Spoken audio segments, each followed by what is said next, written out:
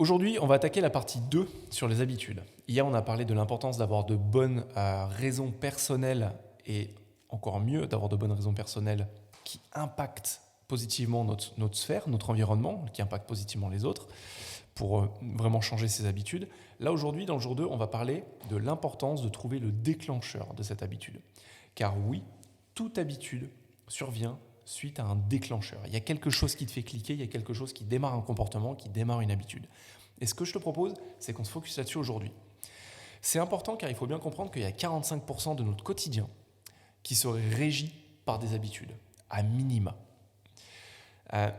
C'est pour ça qu'aujourd'hui, j'ai vraiment envie qu'on parle de cette importance de trouver le déclencheur de tous tes comportements automatiques. Et pour ça, j'ai envie qu'on parle des travaux de Charles Duhigg. Ou plutôt qu'on parle de ces travaux, j'ai envie de te faire remarquer un truc qu'il dit dans son livre qui est hyper intéressant. Son livre, c'est The Power of Habits. C'est si tu ne sais pas ce qui déclenche un vieux comportement, tu ne le changeras jamais, car tu le réalises avant même d'en avoir conscience. Et c'est pas pour rien que les résolutions du Nouvel An, elles ne fonctionnent pas. Au final, ce sont que des paroles en l'air. C'est pour ça, tu vois, que j'ai envie de faire cette série toute cette semaine sur les habitudes. C'est parce que là, dans 3 semaines et demie, 4 semaines, on est le Nouvel An. La majorité des Français vont prendre des résolutions et la majorité des Français vont lamentablement se planter. Et c'est pas un reproche, ça m'est arrivé pendant des années. Le truc, c'est qu'en fait, on a tendance à faire reposer beaucoup trop la volonté et la motivation comme principal vecteur du changement.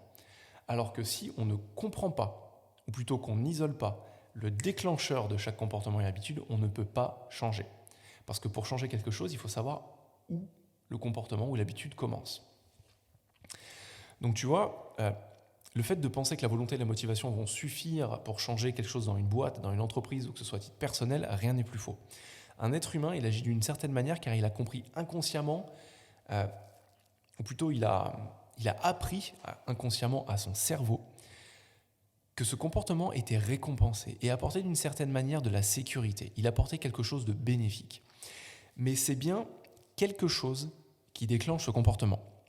Et le plus spécifique tu arriveras à être quant à la définition du déclencheur, du comportement ou de l'habitude que tu veux changer, plus cette donnée, elle va être hyper utile pour la suite. Mais ce que je te propose, c'est de te partager un exemple personnel, ce sera bien plus parlant. Pendant longtemps, j'avais tendance à m'énerver ou à surréagir à certaines situations par rapport à d'autres individus, que ce soit au boulot ou dans ma vie perso. Je voulais vraiment changer ce comportement parce que ça me nuisait, ça me rendait malheureux, je sentais que c'était totalement déplacé, que ça ne servait à rien, que ça apportait rien ni à moi ni aux autres. Mais franchement, sans franc succès. Et ça a duré un moment. Puis un jour, j'ai vraiment découvert ce qui me faisait cliquer.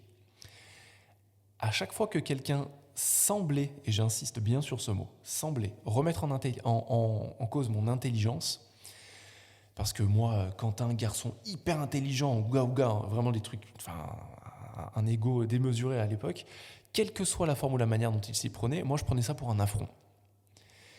Et comme je viens de te le dire, c'est pas moi au final qui prenais ça comme un affront, c'est plutôt mon ego qui le prenait comme un affront. Parce que clairement, Quentin, rien à foutre d'être intelligent. Par contre, ego, vraiment pas content. Prendre conscience de ça, de ce qui me faisait cliquer, ça a été un levier énorme qui me permettait de constater consciemment mon passage d'un mode émotionnel assez neutre au final à, en quelques secondes, un état émotionnel bien plus virulent. J'étais en réaction totale. Tout changement comportemental commence avec ça. Et je te demande de bien retenir ce concept. Le but du changement, il commence quand tu arrives à rendre l'invisible visible. L'invisible, c'est toute la partie inconsciente, c'est tout ce qui se passe au niveau inconscient, toute la manière dont tu réagis inconsciemment aux choses. Les choses qui sont ancrées en toi, pas de manière génétique, mais de manière habituelle. Parce que tu as créé cette habitude et ton cerveau a pris l'habitude d'opérer de cette manière. Et une fois que tu arrives à rendre l'invisible visible, donc à prendre conscience des comportements qui jusque-là t'étaient totalement aveugles, on se retrouve avec beaucoup plus de pouvoir sur notre capacité à moduler notre comportement, à modifier nos comportements et nos habitudes. Et franchement, c'est ça la clé du changement et c'est ça le début de la clé de la maîtrise de soi. Allez, ce que je te propose, c'est de se retrouver demain pour la 3e partie de cette série sur les habitudes Et là, je vais te partager le secret pour gagner en traction. Et je te garantis, quand tu veux changer une habitude ou que tu veux changer un comportement, le truc dont tu as le plus besoin, c'est de la traction. Je te remercie sincèrement d'avoir passé ces quelques minutes avec moi, d'écouter mon podcast. Je te propose de t'y abonner pour ne pas louper les prochains épisodes. Il y a encore 3 qui vont sortir sur les habitudes et jusqu'à fin décembre, j'en sors un par jour.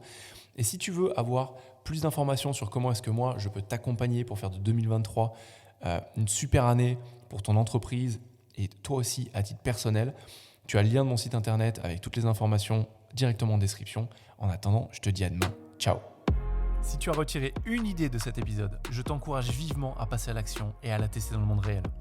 Tu peux aussi m'aider et mettre 5 étoiles à ce podcast pour le promouvoir. Enfin, si tu veux aller plus loin, je t'invite à rejoindre ma newsletter en description dans laquelle je délivre mon meilleur contenu, mais aussi à lire mon livre indéboulonnable, Stratégie pour renforcer son esprit et son mental. En attendant, je te dis à la prochaine, juste ici sur le podcast Indéboulonnable. Ciao!